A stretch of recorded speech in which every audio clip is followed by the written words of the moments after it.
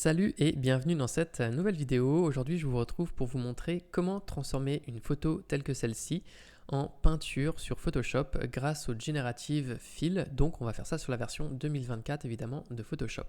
Donc pour ça, je vous invite à ouvrir l'image de votre choix dans Photoshop. Et ce qui se passe en fait, c'est que quand on veut utiliser le Generative Fill, souvent donc on ouvre l'image, on fait Commande A ou Ctrl A sur PC pour faire une sélection. Donc là, en l'occurrence, on sélectionne tout.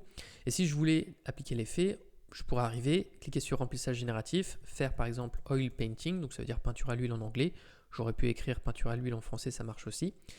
Et le truc en fait, c'est que si je fais ça, eh bien vous allez voir qu'en fait ça va me créer une texture de peinture, mais ça va pas m'appliquer un effet de peinture. Alors là en plus ça me fait un visage, mais souvent ça me fait des choses un peu abstraites comme ça, mais ça n'applique pas l'effet directement sur ma photo. Donc pour appliquer l'effet sur la photo, on va faire une manipulation. Avant ça, on va aller dans couche ici. Et je vais cliquer sur le petit plus pour créer une nouvelle couche alpha 1. Ensuite, on va aller ici dans le sélecteur de couleurs. On peut prendre la couleur qu'on veut, mais on va se mettre sur le blanc, donc on se met bien en haut à gauche. Et là, donc on a bien 0, 0, et ici on a une valeur à 100%. On va modifier cette valeur, on va lui mettre 30%. Je vais faire OK. Et ensuite, je vais aller dans Édition. Je vais choisir Remplir. Et on va ici choisir couleur de premier plan. Et c'est très important que le calque 1 ici, alpha 1, soit actif. Quand on fait ça, je fais OK et on voit bien que ça m'applique le gris du coup sur mon calque. Je vais faire commande sur Mac ou contrôle sur PC plus un clic. Donc commande plus clic sur Mac ou contrôle plus clic sur PC. Sur la vignette ici du calque alpha 1, ça m'ouvre cette fenêtre, je dis OK, ça me dit en fait que la sélection n'est pas visible, mais il y a bien une sélection qui est active. On reclique ici sur RVB pour mettre tous nos calques visibles et on masque celui-ci. On retourne sur calque, là on voit que il apparaît en rouge, c'est normal parce que j'ai fait ces manipulations dessus. Et maintenant je vais faire du remplissage génératif, donc je vais retaper mon prompt, oil painting, je fais générer. Et ça va me générer des images. Et ça va me générer des images, cette fois-ci, qui vont en fait mélanger le prompt que j'ai écrit avec, finalement, mon image d'arrière-plan. Donc on le laisse charger et on voit le résultat qui apparaît. Alors résultat qui peut être plus ou moins bon.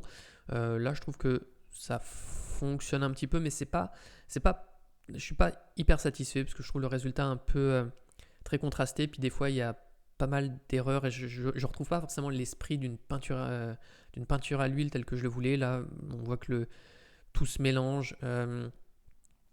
Bon, là, ça pourrait passer, mais des fois, donc, il ne faut pas hésiter à relancer le prompt plusieurs fois, ça va vite pour trouver une image qui nous plaît. Il y a souvent du déchet avec le Generative Fill, donc il faut en être conscient, mais en relançant le prompt, on peut obtenir quelque chose de très sympa. Mais le truc, c'est que ici, en fait, j'ai fait exprès de ne pas obtenir un résultat optimal dès le début. Parce qu'en fait, je vais vous montrer qu'il y a une valeur sur laquelle vous pouvez jouer pour obtenir un meilleur résultat. Alors là, je vais supprimer ça. Et en fait, le truc, c'est que ici, on peut voir que l'effet du prompt, enfin en fait, le prompt est trop important par rapport à l'image d'origine.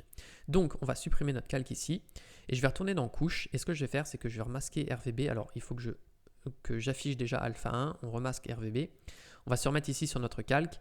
Et on va modifier la valeur ici. On avait mis 30%, on va diminuer, cette fois on va mettre par exemple 20%. Je vais faire OK. On va retourner dans édition, on va faire remplir avec la couleur de premier plan. Je fais OK. Et ensuite on remet ça visible. Alors avant on fait commande plus clic ou contrôle plus clic pour bien être sûr qu'on a sélectionné ici notre calque alpha.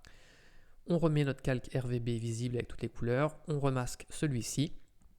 On retourne sur calque et on refait du remplissage génératif. Donc on remet le même prompt. Je fais générer.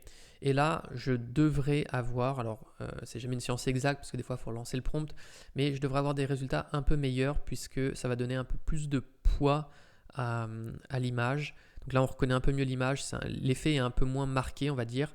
Donc il ne faut pas hésiter à relancer le prompt quand même quelques fois parce que je trouve que là, le résultat n'est pas foufou du premier coup. Mais tout à l'heure, j'ai fait plusieurs tests et voilà, là, c'est déjà un peu mieux.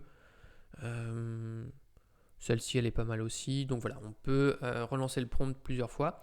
Et évidemment là j'ai fait oil painting, mais vous pourrez tester d'autres styles graphiques. En fait on a juste à entrer le style graphique et à voir ce que ça donne.